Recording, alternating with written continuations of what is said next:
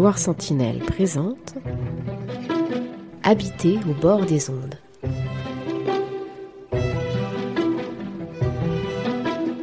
Aujourd'hui, la Poissonnière, première partie.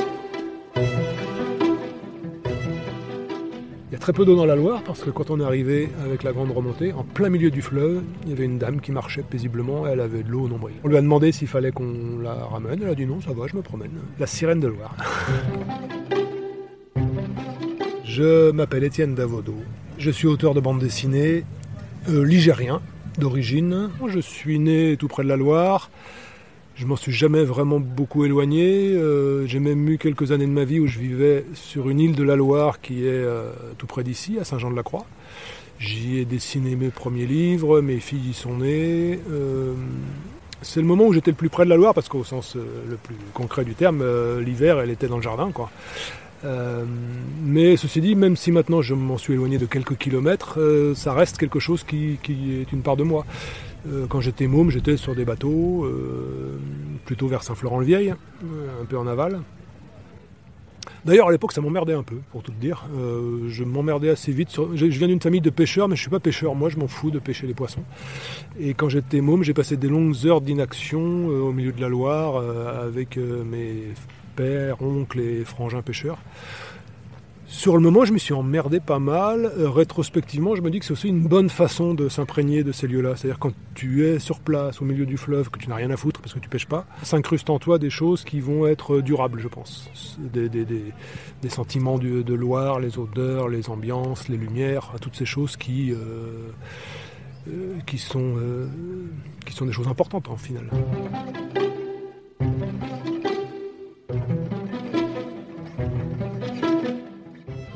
Je suis très sensible au fait que la vie sur la Loire, par rapport à celle que j'ai connue quand j'étais môme, puisqu'on en parlait, elle est en train, semble-t-il, de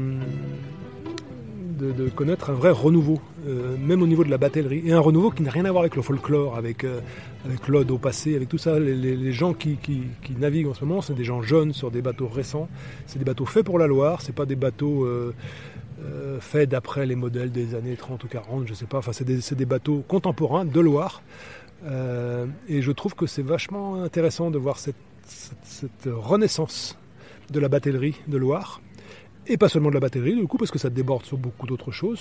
Il y a des scientifiques, il y a des universitaires qui sont là. Et il y a là une prise de conscience plus globale, plus générale, sur ce que doivent être nos rapports avec un milieu aussi riche, complexe et immense qu'un fleuve, la Loire en l'occurrence, mais ça pourrait être à propos de n'importe quoi d'autre.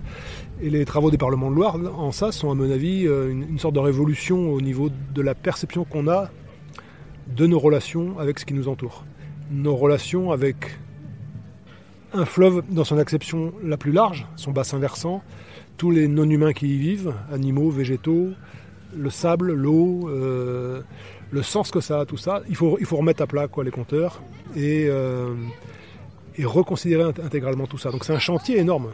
C'est un chantier énorme qui est en train de démarrer et c'est vachement bien, je trouve, d'assister à ça, d'assister à ça. Et moi, dont le boulot est de raconter des histoires, je suis curieux de ces choses-là, j'écoute ce qui se passe, je regarde ce qui se dit, je monte sur les bateaux quand on me le propose.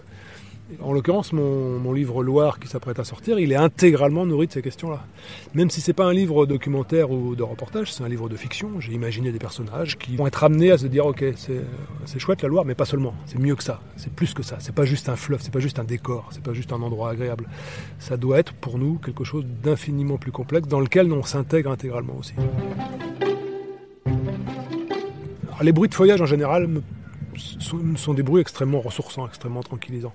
Mais le feuillage du peuplier de Loire, secoué par une bourrasque juste avant l'orage, il y a une espèce de petite coloration un peu cristalline dans ce bruit-là qui me ravit, moi. Et fin octobre, la qualité des jaunes des peupliers de Loire, tant dans les arbres qu'au sol. Il y a un jaune d'or très riche, très profond, qui est très éphémère, qui dure, parce qu'une fois que la feuille est tombée, elle passe vire au brun, au marron, à la gadoue.